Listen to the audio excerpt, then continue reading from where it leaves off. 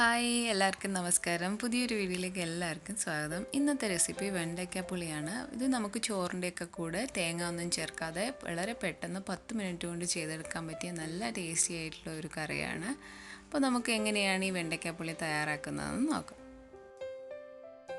വെണ്ടയ്ക്ക പുളി തയ്യാറാക്കാനായിട്ട് ഞാനിവിടെ അടികട്ടിയുള്ള ഒരു പാത്രം വെച്ച് കൊടുത്തിട്ടുണ്ട്. അത് നന്നായിട്ട് ചൂടായി വരുമ്പോൾ അതിലേക്ക് 3 ടേബിൾ സ്പൂൺ വെളിച്ചെണ്ണ ഒഴിച്ചു കൊടുക്കാം. വെളിച്ചെണ്ണ ഒഴിച്ച് നന്നായിട്ട് ചൂടായി വരുമ്പോൾ അതിലേക്ക് 1/2 ടീസ്പൂൺ കടുക് ഇട്ട് കൊടുക്കാം. അപ്പോൾ കടുകൊക്കെ നന്നായിട്ട് പൊട്ടി വരുമ്പോൾ നമുക്കതിലേക്ക് വെണ്ടയ്ക്ക ചേർത്ത് കൊടുക്കാം. ഞാനിവിടെ 10 വെണ്ടയ്ക്ക ഇതുപോലെ നീളത്തിൽ അരിഞ്ഞതാണ് ചേർത്ത് കൊടുക്കുന്നത്.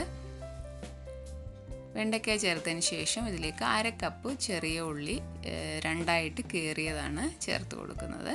അതിൻ്റെ കൂടെ 3 അല്ലി വെളുത്തുള്ളി അരിഞ്ഞതും കൂടെ ചേർത്ത് കൊടുക്കാം. അതിനുശേഷം 2 പച്ചമുളക് അരിഞ്ഞതും കുറച്ച് കറിവേപ്പിലയും കൂടെ ചേർത്ത് കൊടുക്കാം. ഇനി ഇതിലേക്ക് നമുക്ക് ആവശ്യത്തിന് ഉപ്പും കൂടെ ചേർത്ത് കൊടുക്കാം. എന്നിട്ട് ഉപ്പ് ചേർത്ത് കൊടുത്തതിന് ശേഷം നമുക്കിത് നന്നായിട്ടൊന്ന് വഴറ്റിയെടുക്കണം. അപ്പം നമ്മളിങ്ങനെ വഴറ്റിയെടുക്കുമ്പോൾ വെണ്ടയ്ക്കായുടെയൊക്കെ ആ വഴുവഴുപ്പൊക്കെ ഒന്ന് മാറി വരും. അപ്പം വെണ്ടയ്ക്കായും ഉള്ളിയൊക്കെ നന്നായിട്ടൊന്ന് നമുക്ക് ഇളക്കി ഒന്ന് വഴറ്റിയെടുക്കാം. അപ്പം ഉള്ളിയുടെയും വെണ്ടയ്ക്കയുടെയൊക്കെ കളറൊക്കെ ഒന്ന് മാറി വരുന്നിടം വരെ നന്നായിട്ട് വഴറ്റിയെടുക്കാം. ഇപ്പോൾ വെണ്ടയ്ക്ക ഉള്ളിയൊക്കെ നന്നായിട്ട് വഴറ്റിയെടുത്തിട്ടുണ്ട്. ഇനി നമുക്കിതിലേക്ക് പൊടികളൊക്കെ ചേർത്ത് കൊടുക്കണം. അപ്പോൾ പൊടികളൊക്കെ ചേർക്കുന്നതിന് മുമ്പ് തീ ലോ ഫ്ലെയിമിലാക്കിയിട്ട് വേണം പൊടികളൊക്കെ ചേർത്ത് കൊടുക്കാൻ. ആദ്യം ചേർത്ത് കൊടുക്കുന്നത് 1 ടീസ്പൂൺ മുളക് പൊടിയാണ്. ഇത് സാധാ മുളക് പൊടിയാണ്. അപ്പം കാശ്മീരി മുളക് പൊടി വേണമെങ്കിലും ചേർക്കാം എരിവ് അനുസരിച്ച്. അതിൻ്റെ കൂടെ 2 ടീസ്പൂൺ മല്ലിപ്പൊടിയും കൂടെ ചേർത്ത് കൊടുക്കാം. അതിൻ്റെ കൂടെ 1/4 ടീസ്പൂൺ ഉലുവ വറുത്ത് പൊടിച്ചതാണ് ചേർത്ത് കൊടുക്കുന്നത്. അതിൻ്റെ കൂടെ 1/4 ടീസ്പൂൺ മഞ്ഞൾപ്പൊടിയും കൂടെ ചേർത്ത് കൊടുക്കാം. ഇത്രയാണ് നമുക്ക് ഈ കറിക്ക് വേണ്ട മസാലകൾ. ഈ മസാലകളൊക്കെ ലോ ഫ്ലെയിമിലിട്ട് നന്നായിട്ട് പൊടികളുടെ പച്ചമണമൊക്കെ മാറി വരുന്നിടം വരെ നന്നായിട്ടൊന്ന് ഇളക്കി കൊടുക്കുക. ഇപ്പോൾ പൊടികളുടെ പച്ചമണമൊക്കെ മാറി വന്നിട്ടുണ്ട്. ഇനി ഇതിൻ്റെ അതിലേക്ക് നമുക്ക് പുളി പിഴിഞ്ഞത് ചേർത്ത് കൊടുക്കാം. ഞാനിവിടെ ഒരു നെല്ലിക്ക വലിപ്പത്തിലുള്ള പുളി എടുത്ത് 1/2 കപ്പ് വെള്ളത്തിൽ നന്നായിട്ട് പിഴിഞ്ഞെടുത്താണ് ചേർത്ത് കൊടുക്കുന്നത്. അപ്പോൾ അതിൻ്റെ കൂടെ നമുക്ക് ഇതിൻ്റെ അതിലേക്ക് ഒരു മീഡിയം സൈസ് തക്കാളിക്ക അരിഞ്ഞതും കൂടെ ചേർത്ത് കൊടുക്കാം. അപ്പോൾ ഈ തക്കാളിക്കയൊക്കെ ചേർത്തിട്ട് പിന്നീട് നമുക്ക് പുളിയൊക്കെ വേണമെന്നുണ്ടെങ്കിൽ പിന്നീട് ചേർത്ത് കൊടുക്കാവുന്നതാണ്.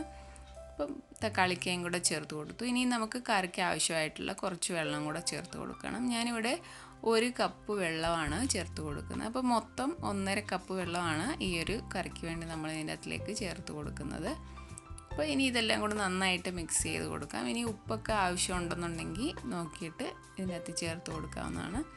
ഇനി നമുക്കിതൊന്ന് അടച്ചു വെച്ചിട്ട് നന്നായിട്ട് 5 മിനിറ്റ് നന്നായിട്ട് ഇതൊന്ന് തിളച്ച് ഒന്ന് കുറുകി വരണം. അതുവരെ നമുക്കിതൊന്ന് തിളപ്പിച്ചെടുക്കാം. ഇപ്പോൾ 5 മിനിറ്റ് ആയിട്ടുണ്ട്. തുറന്ന് നോക്കാം. ഇപ്പോൾ കറിയൊക്കെ നന്നായിട്ട് കുറുകി വന്നിട്ടുണ്ട്. ചെറുതായിട്ട് എണ്ണയൊക്കെ ഒന്ന് തെളിഞ്ഞു തുടങ്ങിയിട്ടുണ്ട്. ഈ സമയത്ത് നമുക്ക് തീ ഓഫ് ചെയ്ത് കൊടുക്കാം. ഒത്തിരി അങ്ങ് കുറുകി പോകരുത്. കാരണം നമ്മൾ തീ ഓഫ് ചെയ്ത് വെച്ചാലും ഇത് കുറച്ചുകൂടെ ഒന്ന് കുറുകി വരും. അപ്പോൾ ഈ സമയത്ത് തീ ഓഫ് ചെയ്ത് കൊടുക്കാം. അങ്ങനെ നമ്മുടെ വെണ്ടയ്ക്ക പുളി റെഡിയായി. അപ്പോൾ വളരെ ഈസി ആയിട്ട് ചെയ്തെടുക്കാൻ പറ്റിയൊരു കറിയാണ് ഇത്. നമുക്കിനി ഒരു സെർവിങ് ഡിഷിലേക്ക് മാറ്റാം. അപ്പോൾ ചോറിൻ്റെ കൂടെ നല്ലൊരു കോമ്പിനേഷനാണ്. അപ്പോൾ ഈ ഒരു കറി നിങ്ങളും ട്രൈ ചെയ്ത് നോക്കുക. നിങ്ങൾക്ക് വീഡിയോ ഇഷ്ടപ്പെട്ടാൽ ശരണ്യാസ് റെസിപ്പി ചാനൽ സബ്സ്ക്രൈബ് ചെയ്യുക. അപ്പോൾ പുതിയൊരു റെസിപ്പി ആയിട്ട് കാണാം. താങ്ക്